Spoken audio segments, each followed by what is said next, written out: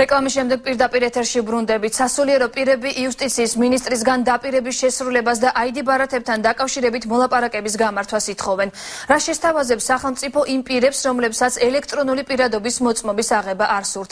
სასულიერო პირები ალტერნატივას ითხოვენ. ალტერნატივა კი მათი განცხადებით ერთია: ბარათი ჩიპის გარეშე უნდა გაიცეს.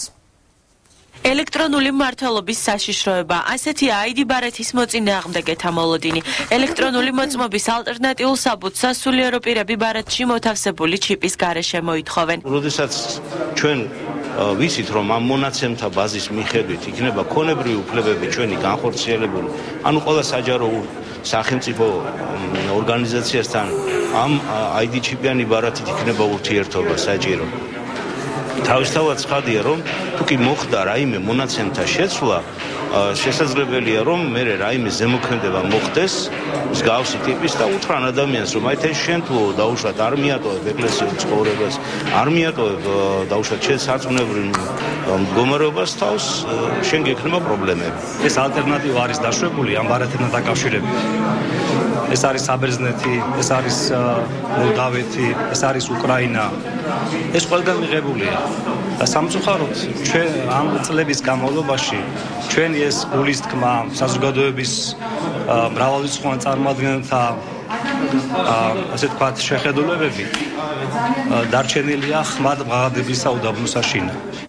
ელექტრონული პირადობის მოწმობის საკითხი დღეს სასულიერო პირებმა, იურისტებმა და არასამთავრობო ორგანიზაციების წარმომადგენლებმა კიდევ ერთხელ განიხილეს. ადმინისტრაციული ზეწოლა ასე შეაფასა მართლმადიდებელ მოქალაქეთა კავშირმა ID ბარათების შემოღება. ორგანიზატორები იუსტიციის მინისტრს სინოდის გადაწყვეტილებისა და 30,000 ხელმოწერის მოთხოვნის დაკმაყოფილებას თხოვენ.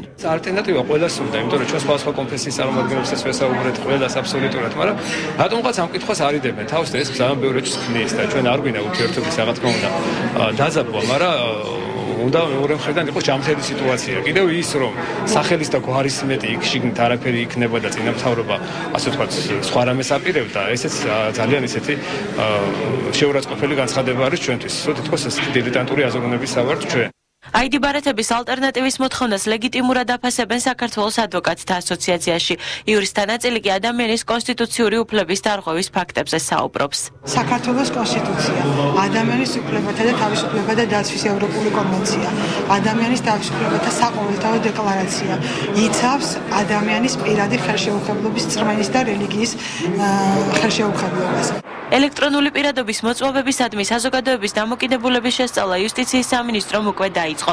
ID ბარათების მიმართ მოსახლეობის განწყობით მეცხრე არხიც დაინტერესდა. ვემხრობი ID ბარათს პირადად მე, იმიტომ რომ ჯერ ესეთი სტუდენტებზე ფასდაკლებაა, უნდა ვთქვათ მატარებელს ბილეთზე და სხვა აქციებსაც ყოფენ და პრინციპში უფრო პრაქტიკულია ძველ პირადობის ბარათს ჯობია, იმიტომ პლასტიკის იყო რაღაც ესეთი განაკლებად გამძლე იყოს.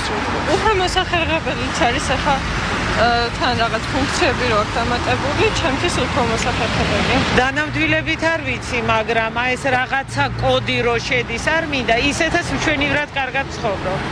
ჩემი პირადობის მოწმობი და უცხოური პასპორტი. ID ბარათების ალტერნატივის მოთხოვნით ხვალ იუსტიციის სამინისტროსთან აქცია გაიმართება.